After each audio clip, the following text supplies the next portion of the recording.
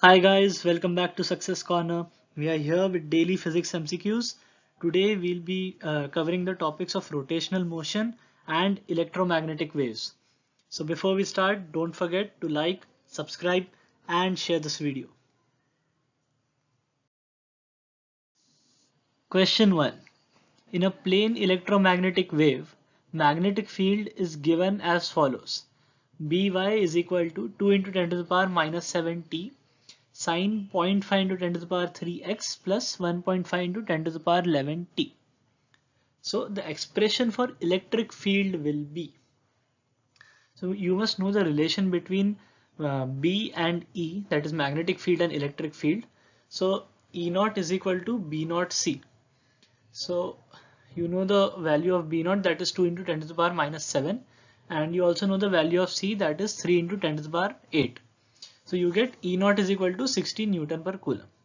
Now as electric field is perpendicular to the magnetic field and as magnetic field is in y direction, so E will be along the z direction and the propagation is along x direction, so E will be along the z direction.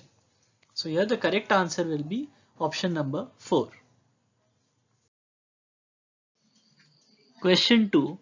The amplitude of electric and magnetic field in a parallel beam of light of intensity 4 volt per meter square are respectively. So I is equal to 1 by 2 epsilon naught E naught square into C. So from this formula we can calculate E naught, which we get as 54.87 Newton per Coulomb. Now you know the relationship between E naught and B naught. So B naught will be equal to E naught by C. So when you divide E naught by the speed of light, you get 1.83 into 10 to the power minus 7.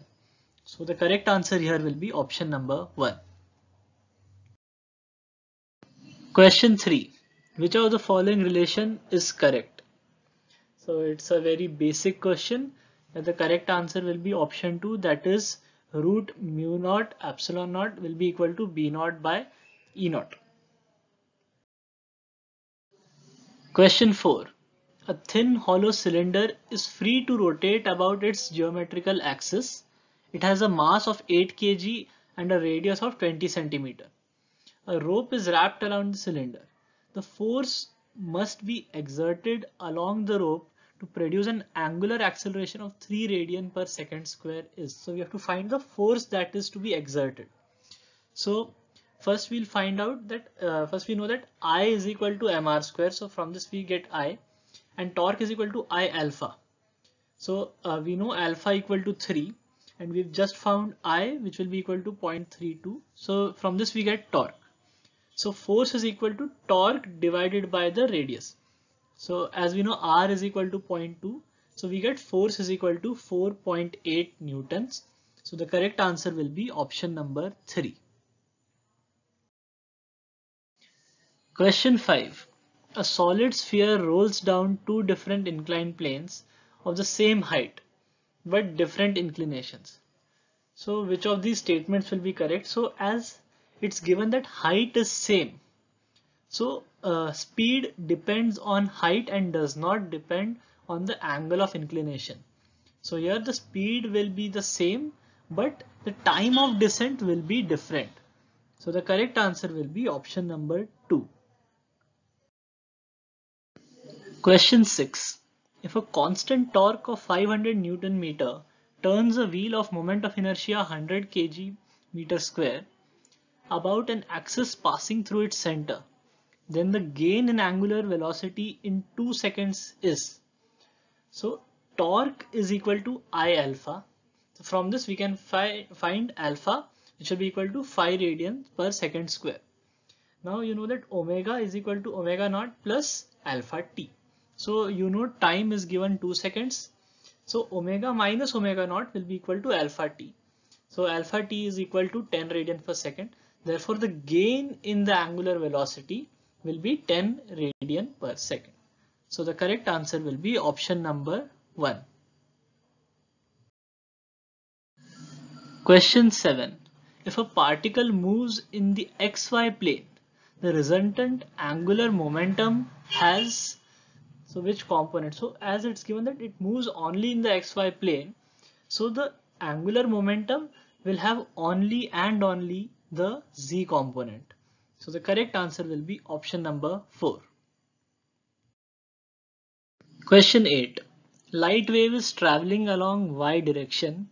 If the corresponding E vector at any time is along the x-axis, then the direction B vector at that time is along. So as you know that E and B are perpendicular to each other, and the direction of propagation is given by E cross B. So therefore, as the direction of propagation is along y-axis, so the B vector will be along negative x-axis. So the correct answer will be option number 4. Here you have to keep in mind, लोग जल्दी जल्दी में positive axis mark कर देते हैं कि perpendicular है, so z axis हो जाएगा.